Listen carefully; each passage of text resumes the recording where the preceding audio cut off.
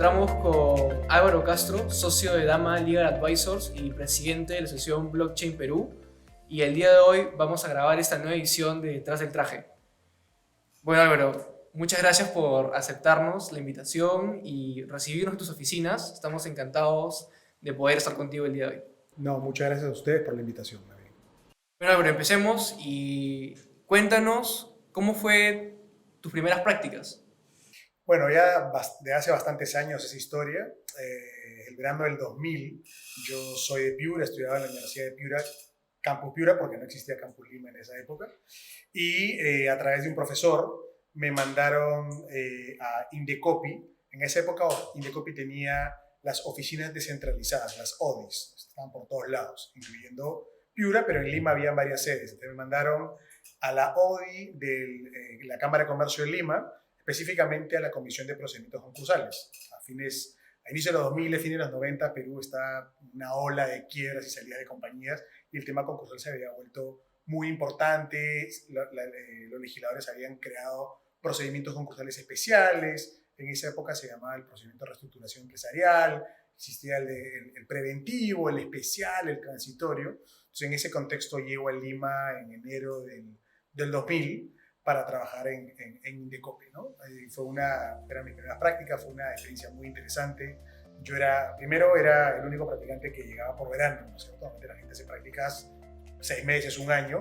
Segundo, era el menor porque los que practicaban ahí en realidad eran cesigristas. En esa época había el cesigre, creo que ya no es obligatorio, pero en esa época era obligatorio.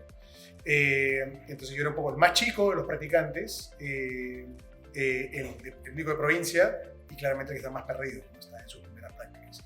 Igual fue una súper experiencia, hice de todo, desde atender consultas hasta contestar el teléfono, recibir gente que venían a preguntar por sus expedientes, porque dentro del procedimiento concursal existe la figura del reconocimiento de crédito. Los acreedores tienen que ser reconocidos como acreedores por Indecopi para que puedan sentarse a la mesa en la junta de acreedores, ¿no? Que es la que toma decisiones sobre la compañía que entra en insolvencia.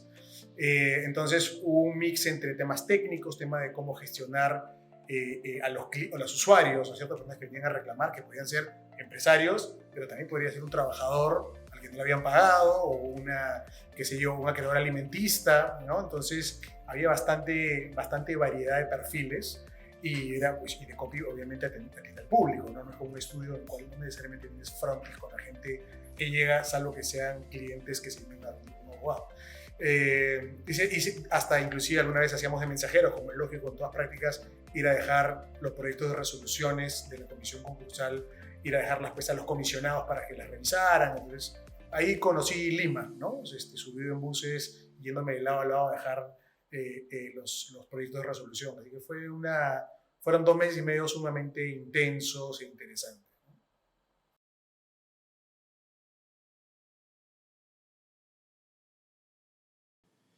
Álvaro, qué interesante lo que nos has contado y en relación a ello, ¿tú dirías que estas primeras prácticas fueron determinantes para tu desarrollo profesional y qué tan difícil fue adaptarte en esa transición de tu llegada de provincia a Lima?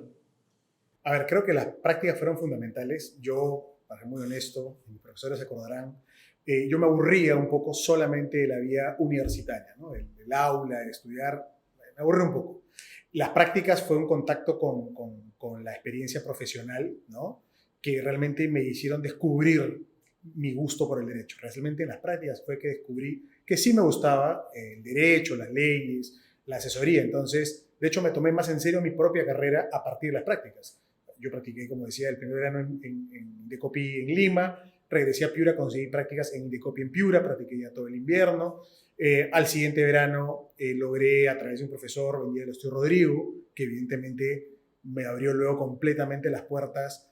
Luego comencé a venir los veranos, ¿no? Vine 3 veranos más al Estudio Rodrigo, variando de área, ¿no es cierto? Ya tenía la experiencia concursal, pasé a ver tributario un verano, el siguiente verano vi procesal y el último verano vi financiero mercado de valores. Muchos de mis amigos hasta ahora, colegas, los conocí en esos veranos. Inclusive uno de mis socios, acá en Danma, era asociado el último verano que practiqué en el Estudio Rodrigo. Un jefe mío en un estudio anterior fue también mi jefe en las prácticas en el Estudio Rodrigo. Entonces, fue una experiencia muy enriquecedora, sobre todo para quienes somos de provincias, porque en provincias puedes tener un alto nivel académico, pero todos sabemos que a nivel de empresas, departamentos legales o estudio de abogados, pues no hay la sofisticación que encuentras en Lima. Entonces, esos contactos que desarrollé durante el verano, la exposición a temas legales más sofisticados que eran los que veía tanto en Indecopi como en el Estudio Rodrigo, cimentaron primero mi gusto por el derecho, reconfirmar a qué quería dedicarme, digamos, dentro de las especialidades, y además facilitaron muchísimo mi ingreso ya al mundo profesional cuando terminé la universidad y me mudé a Lima.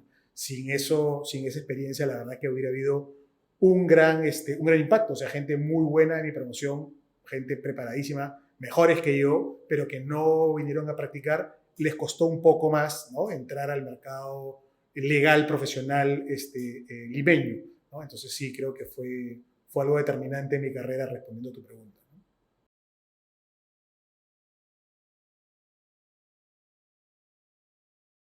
Pero regresando un poco más al presente, no hace mucho fuiste director de Sumara Hub Legal. Dinos, ¿qué te llevó a abrirte a un nuevo estudio, dirigir un nuevo estudio y qué circunstancias fueron las que hicieron que este equipo de Sumara se sume a Dama? Buena pregunta. A ver, yo he trabajado digamos, en varias de las firmas grandes acá en el Perú, ¿no? En el Estudio Rodrigo, en el Estudio Rosselló, en el Estudio Rebasa, en el Estudio del Marugarte, que hoy día es PPU, ¿no? Trabajé en un despacho en Pérez Yorca, en España. Entonces yo me fui entre 2015 y 2016, estuve viviendo entre España y Reino Unido por mi maestría. Y estando allá, identifiqué claramente una tendencia que venía para Perú. El tema de la transformación digital, el mundo startup y sobre todo el tema fintech, que allá estaba muy fuerte. Yo vivía entre Londres y Barcelona, literalmente, ¿no? Y ahí el tema estaba súper fuerte. Yo sabía que era cuestión de tiempo para que llegara a Latinoamérica y a Perú. Siempre llega acá un poco más tarde las cosas. Entonces yo conversaba con los socios de mi despacho anterior y les contaba, ¿no? Y no había un convencimiento tan claro, o sea, no la veían tan claramente como yo. Entonces volví a Perú, había mucha expectativa, PPK era presidente, había sido elegido presidente, creíamos pues que el mercado de valores iba a ir pues hasta el cielo, ¿no? No nos imaginábamos lo que pasó después con el tema político. Entonces el mercado de valores no despegó como todo el mundo pensaba, y más bien estas apariciones, estas startups, estas fintech comenzaron a ser un tema relevante. Y yo identifiqué que esas fintech, digamos, el startup en general, pero en el caso de las fintech, eran normalmente compañías pequeñas, pero que requerían una asesoría legal sofisticada. Es un combo muy difícil, porque eso significa que tenían poca capacidad de pagar, pero no cualquiera podía asesorarlos. Porque además no bastaba ser un abogado que conociera tecnología, tenía que entender regulación financiera. Ese combo no es tan sencillo, porque los abogados que ven temas de regulación financiera normalmente son los que trabajan en los estudios grandes, que atienden a los bancos, que son las casas de bolsa, las financieras. Entonces eso era un poco difícil y ahí identifiqué una oportunidad. Y la otra oportunidad, yo recuerdo que quedé muy marcado por un artículo que leí en el 2018 o 2017, Semana Económica, decía que a raíz de Lavallato, ¿no?, se habían paralizado las grandes obras de infraestructura que durante muchísimos años fueron el motor de la economía peruana. También se paralizaron los proyectos mineros. Entonces ya no habían las grandes transacciones o ya no en suficiente cantidad.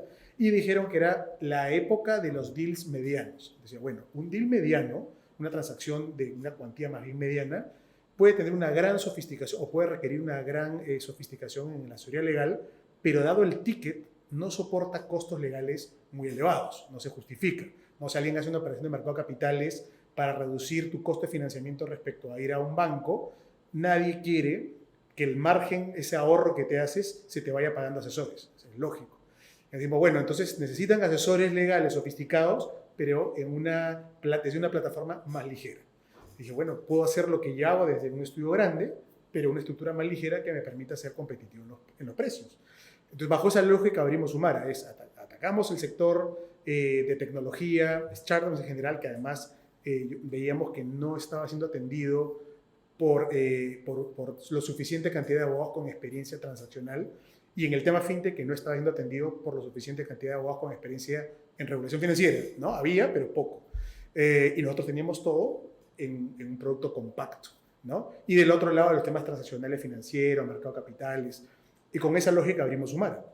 De hecho, a los 2 o 3 meses de haber abierto, ya habíamos hecho la primera operación de una fintech apalancándose en el mercado de capitales vía una figura de fideicomiso y titulización y fondo de inversión. Ya habíamos tomado la asesoría a Cofide para el diseño del fondo de fondos con el que invierten en fondos de Venture Capital. Entonces ya habíamos, en pocos meses, habíamos entrado efectivamente a transacciones sofisticadas, lo cual probaba, ¿no? Demostraba que efectivamente había ahí una oportunidad de negocio. Y eso lo hicimos abrimos con dos socios más, que luego, bueno, el tiempo se fue acomodando y fuimos creciendo, hicimos crecer el equipo, nos volvimos una firma competitiva y competidora, ¿no? De firmas mucho más grandes, comenzamos a aparecer en los rankings y atrajimos atención de firmas que querían contar con nosotros en una u otra forma. Entonces, producto de eso, uno de mis socios aceptó la propuesta de una firma más grande, más tradicional, y yo me quedé con el estudio. Y sin duda, lo que me llevó a considerar unir fuerzas con Dagma, o sea, digamos, conceptualmente era Sumara había llegado a una posición que tenía que definir si quería entrar en temas cada vez más sofisticados o mantenerse en temas de mediana sofisticación legal, ¿no? Si quería atender temas más sofisticados, no bastaba la experiencia que teníamos, sino que necesitábamos otras áreas que eran muy complementarias a nosotros, con un nivel de abogados, de socios, también muy competitivos, muy experimentados y muy reconocidos en el mercado. Específicamente, yo identifiqué que necesitábamos refuerzo en el tema transaccional, un respaldo importante tributario y un respaldo importante laboral. De hecho, yo a Iván Chu lo conozco desde la época del estudio Rebasa, igual que a Juanjo Cárdenas, que él es con el que trabajé en el estudio Rodrigo cuando era practicante, y ya habíamos hablado a lo largo de los años sobre la posibilidad de hacer algo juntos. De hecho, colaborábamos cercanamente con Dagma, cuando había un tema, un encargo sofisticado en lo tributario, lo veíamos conjuntamente con Iván. Entonces, a mediados del 2023 volvimos a conversar y dijimos, oye, efectivamente, si con una firma hace sentido juntarnos, es una firma que esté alineada en visión, ¿no? Que es una firma ligera, ¿no? Que no sea una estructura pesada, donde normalmente no están las reglas de gobernanza y de propiedad no son muy claras, y además donde hubiera mucha confianza interpersonal. Y yo conocía, por lo menos los socios de Dagma los conocía de referencia a todos, pero personalmente conocía a 2, lo cual ya era una ventaja. 2 de 5 era un tema bastante importante. Distinto cuando vas a un estudio de 30 socios, bueno, que conoces a 1 o 2 y quiénes serán los demás, ¿no? O de 80 socios. Entonces, por eso es que fue tan rápido el avance de las conversaciones y felizmente llegamos a un buen acuerdo y nos sumamos, como dices, nos sumamos en septiembre del año pasado.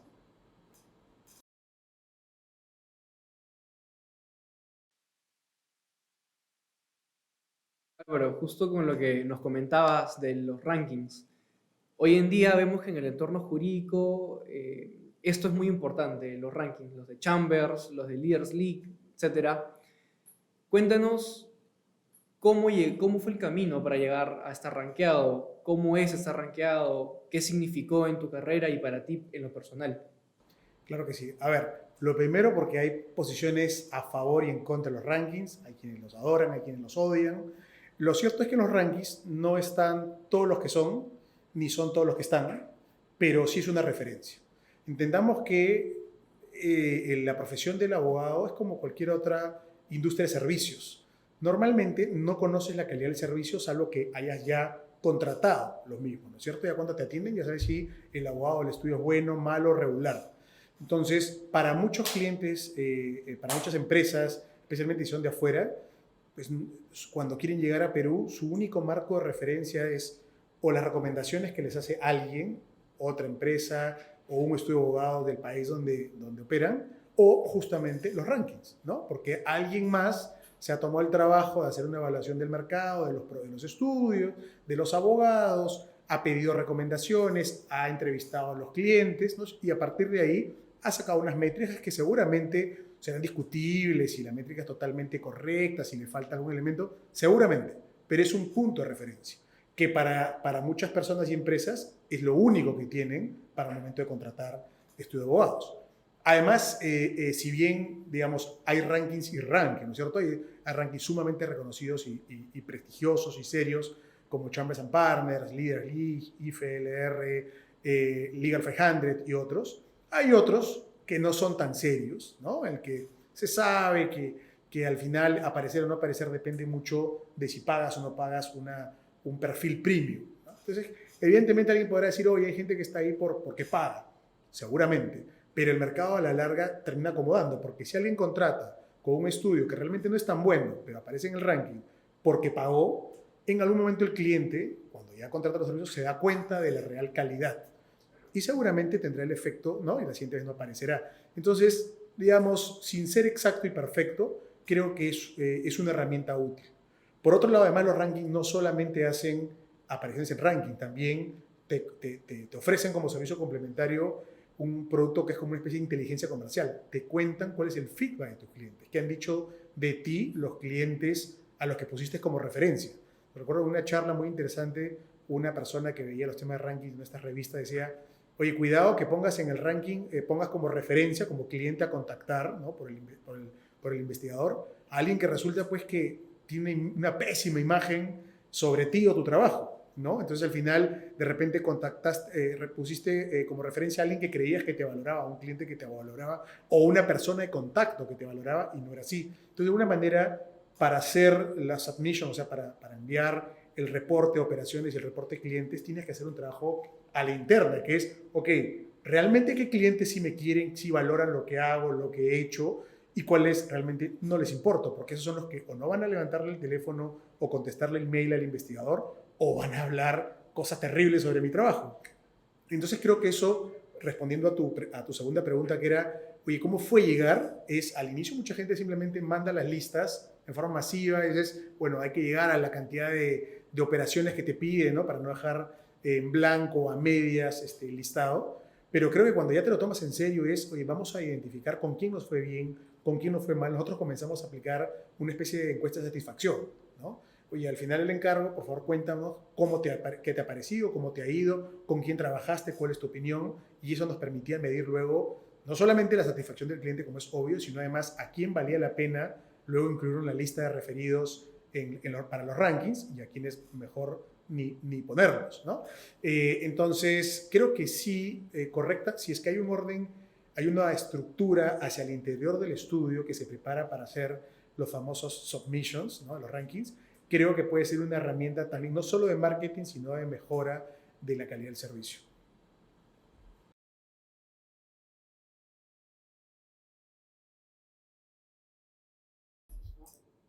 Ahora que estamos tocando estos temas un poco más modernos, cuéntanos qué tan de acuerdo estás con este concepto nuevo del derecho que es el New Law y cómo ves su relación con el Big Law.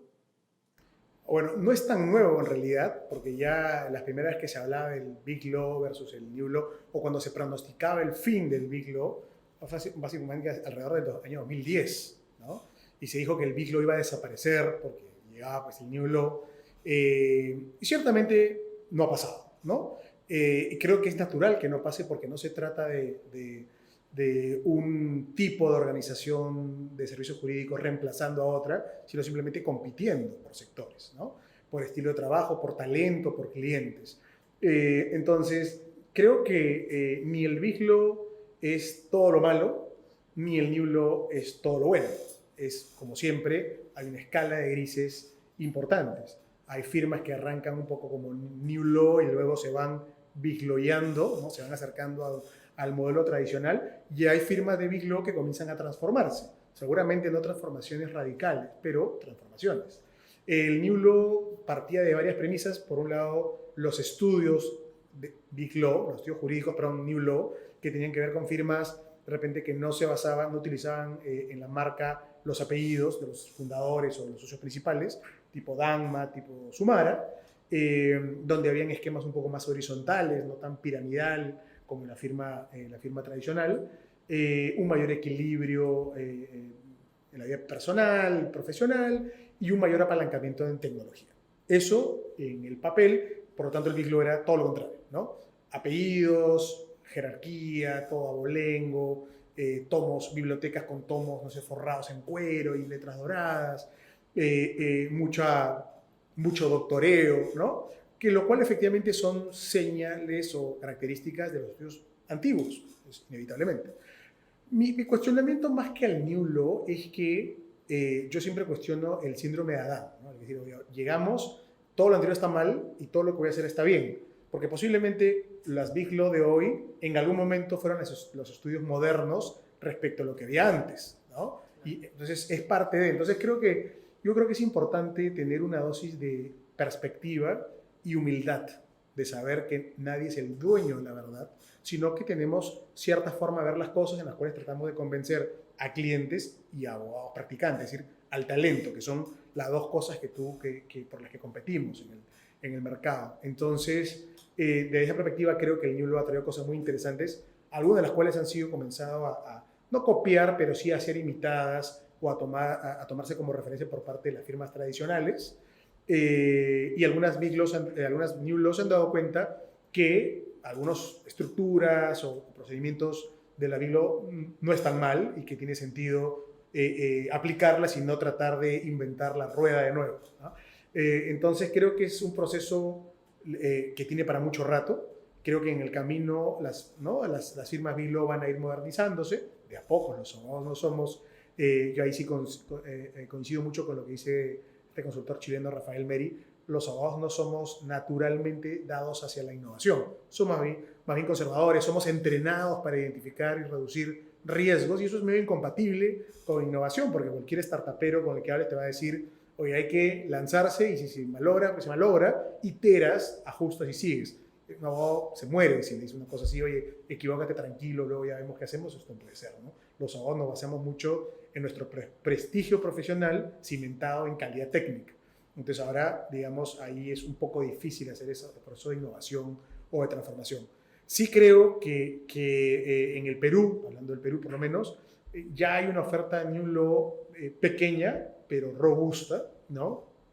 Y hay firmas que se acercan más a los servicios legales tradicionales. Creo que Danma compite, por ejemplo, en áreas del derecho tradicional, ¿no? Tal vez en mi área la que menos, pero tributario, laboral, transaccional, lo encuentras en las firmas grandes, mientras que hay otros estudios entendidos como New Law que sí pues están más en el borde, ¿no? O sea, de servicios legales y a veces servicios no legales, que tienen que ver con transformación cultural, con ciberseguridad, con inclusive public affairs, ¿no es cierto?, asuntos públicos.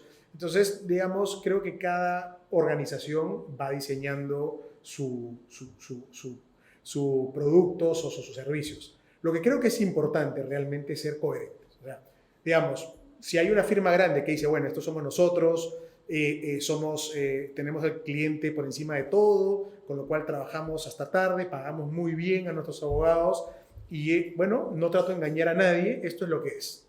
Bueno, es válido. Si una firma New Law quiere poner a la gente por encima de todo, al equipo, quiere mejorar el ritmo de trabajo, reducir horas en la gente, mejorar las condiciones de vida de su equipo y apalancarse en tecnología, perfecto. Lo que a mí sí no me gusta es que alguien diga A y haga Z, ¿no? O vas a un estudio grande y te dicen, no, aquí lo que nos importa es la calidad de vida, nos importa la gente, y cuando entras, te explota, ¿no es cierto? Todos hemos pasado por firmas grandes que una cosa es lo que te dicen y otra cosa es lo que sucede en la práctica. O al revés también, un estudio que puede, digamos, ser un abanderado de la buena gestión del talento humano y que en la práctica no lo sea, ¿no? Entonces, creo que eso sí son prácticas que deben erradicarse, o que deberían, en mi opinión, erradicarse, sin importar si seas Big Law o New Law.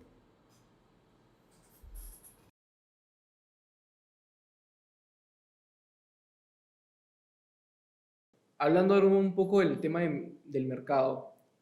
Ahora que el mercado está experimentando la entrada de empresas con un toque más moderno, empresas Web3, dígase blockchain o que utilizan tokens digitales dentro de su giro, ¿cómo crees que debería responder el entorno legal? ¿Se debería regularizar más?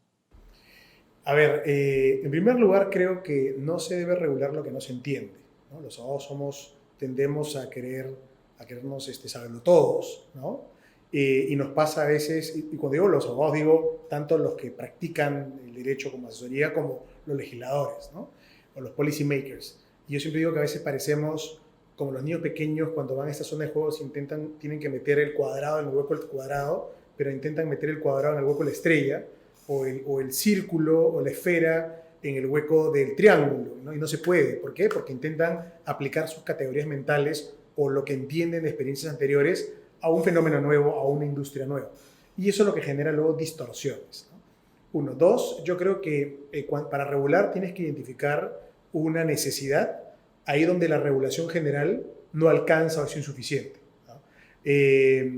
Y creo que en el tema cripto sí se necesita la regulación, ¿ok? Pero el tema es no solamente que se regule, sino cómo se regule, con cuánta carga, qué le vas a exigir a los proveedores de servicios de activos virtuales, en qué te vas a enfocar, en la protección del consumidor, en la prevención del lavado de activos. Y en segundo lugar, esa carga va a estar en proporción o no al nivel de la industria.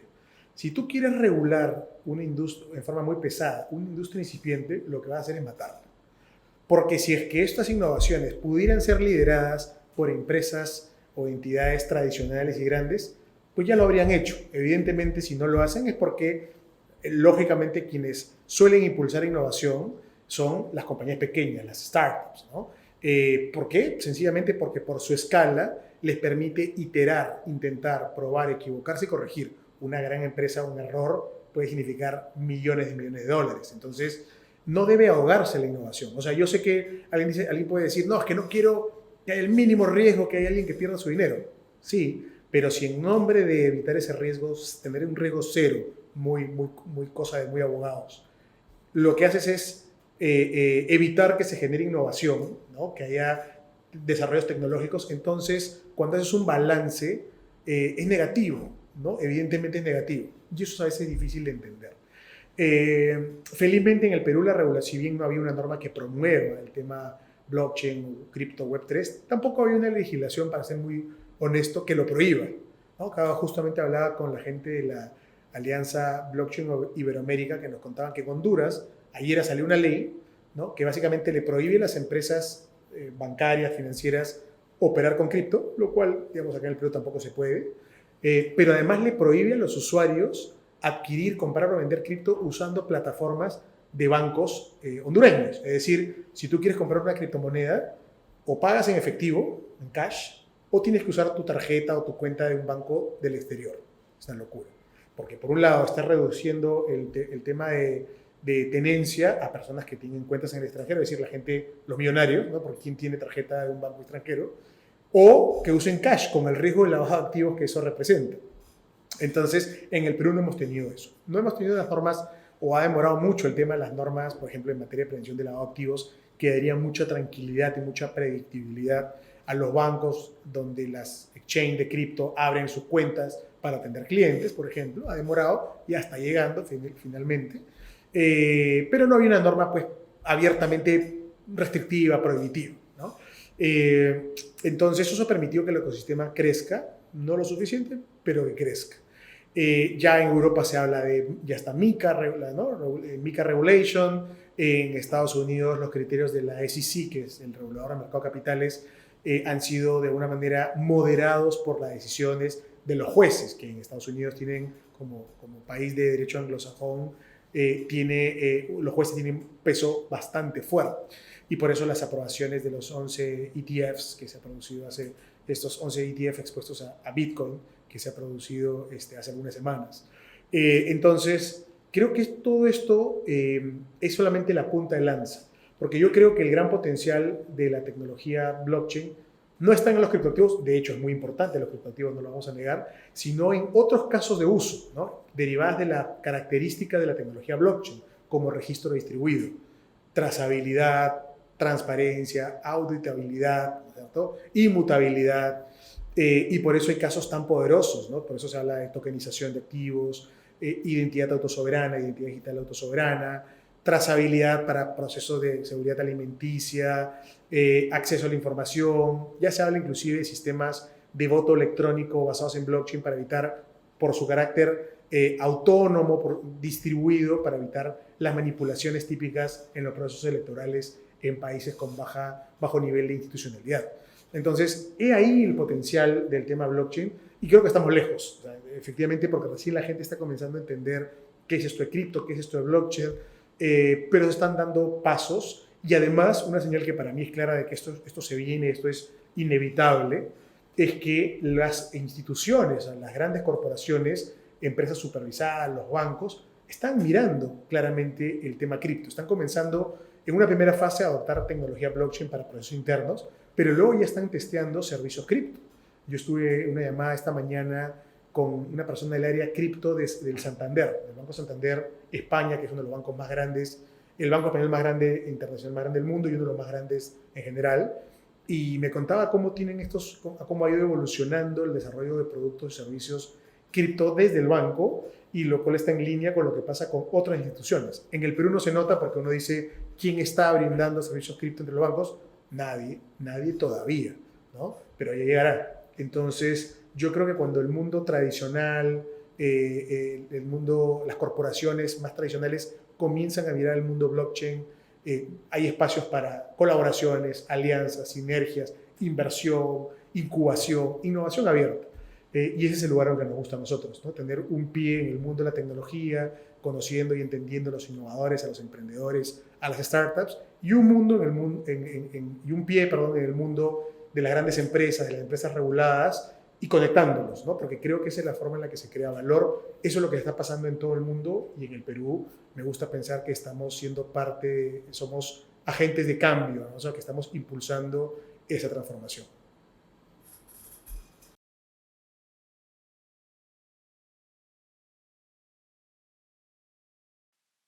Álvaro, yéndonos un poco más del lado de estos temas que estamos conversando, cuéntanos cómo es tu experiencia siendo profesor de universidad. ¿Cómo crees que deberían formarse los nuevos abogados? Bueno, pregunta difícil. Yo he sido profesor en forma acumulada unos 14 años. Fui primero profesor en la Universidad de Piura durante 10 años, profesor visitante. Viajaba a Piura todo el tiempo a dar clases, primero de concursal y después de regulación de mercado de valores. Luego me desconecté, me fui a vivir fuera, y a mi regreso, pues al inicio de la pandemia, la Universidad del Pacífico me invita a enseñar, pero ya no los cursos tradicionales, sino un curso que abrí, ¿no? Específicamente, que la idea era plasmar lo que venía yo aprendiendo en mi práctica profesional. El curso le llamé Derecho para la Innovación y el Emprendimiento.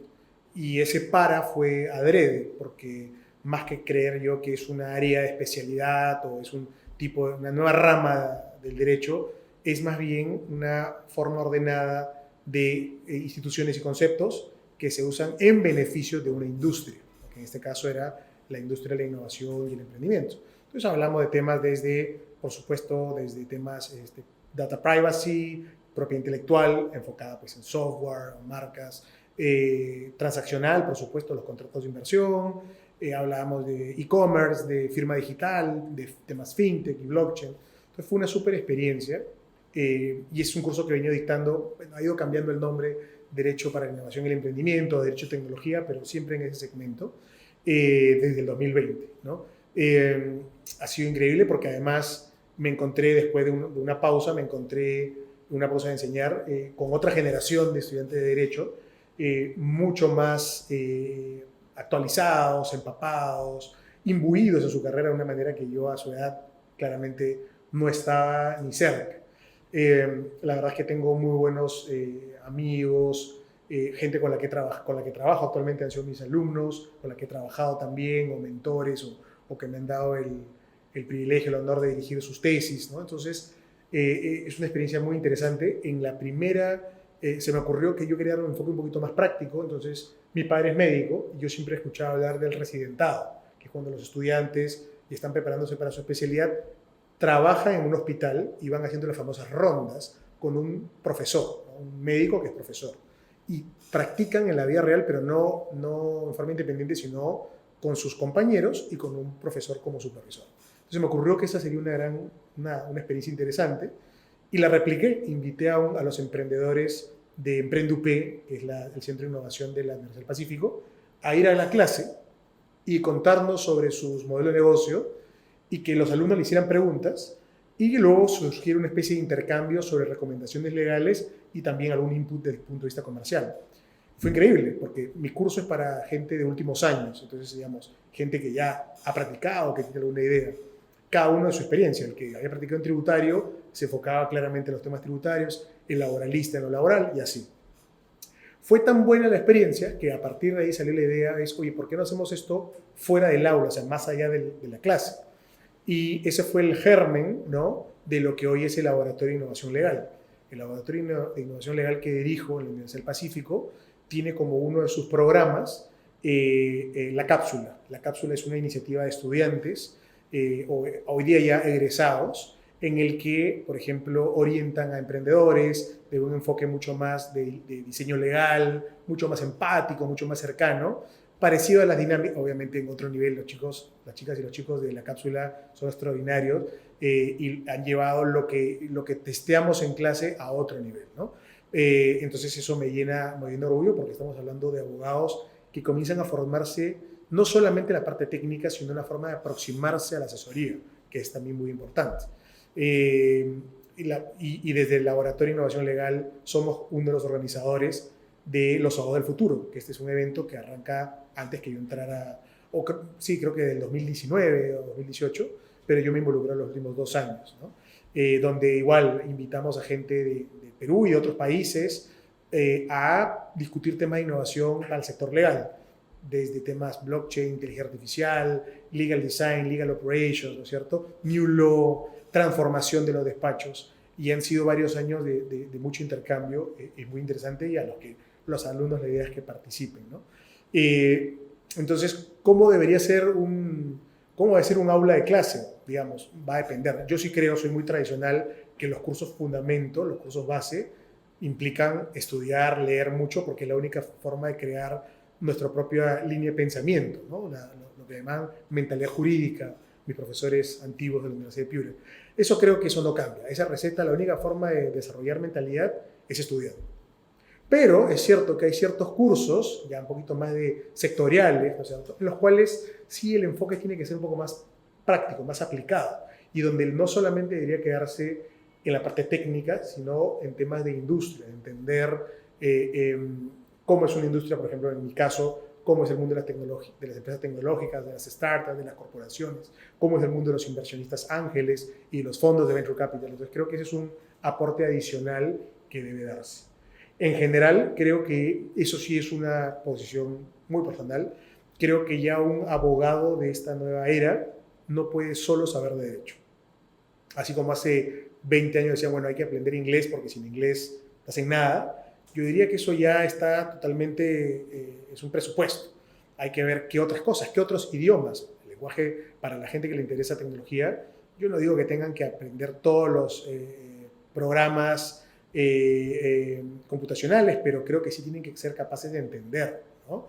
El tema de las finanzas, para el abogado que le gusta temas financieros, tiene que ser capaces de entender. No porque vas a elaborar tú un estado financiero, pero tienes que poder leerlo o entenderlo, ¿no? No te puedes quedar solamente en tu silo de conocimiento. Creo que además un signo de la nueva era es que hay profesiones alrededor de la industria legal que no implican necesariamente asesoría legal desde el punto de vista técnico.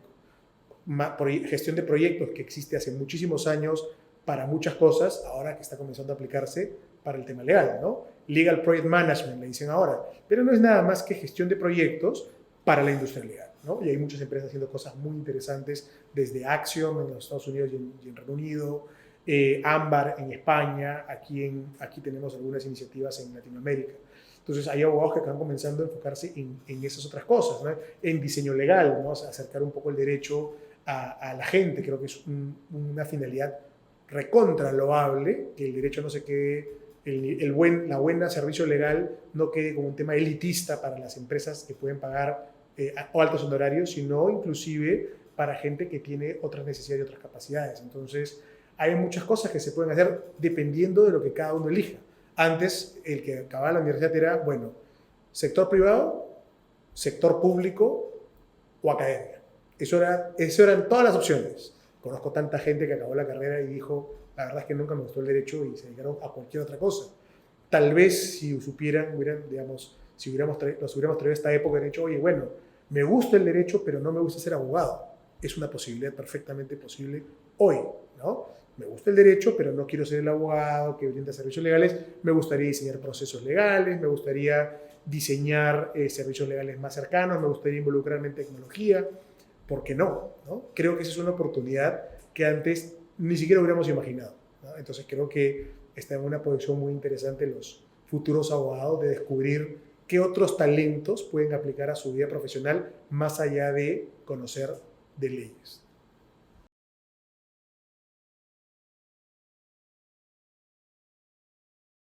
Y Álvaro, llegamos a la parte final de Detrás del Traje y me gustaría, por favor, que nos digas unas palabras dirigidas a las personas que nos están viendo, estudiantes, abogados, ¿qué tendrías que decirles a ellos?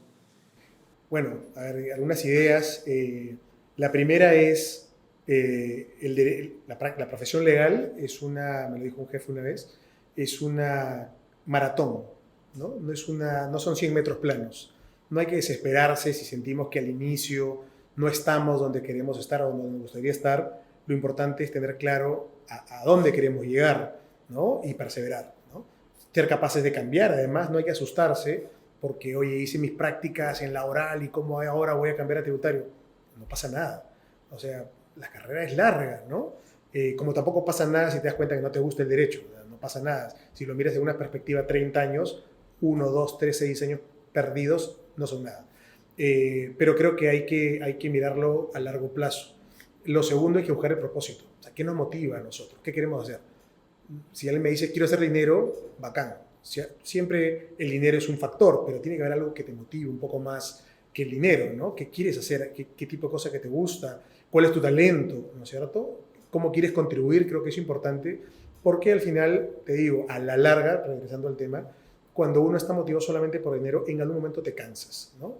Creo yo. En algún momento te aburres, en algún momento ya no le encuentras sentido a las cosas. Entonces, busquen un propósito.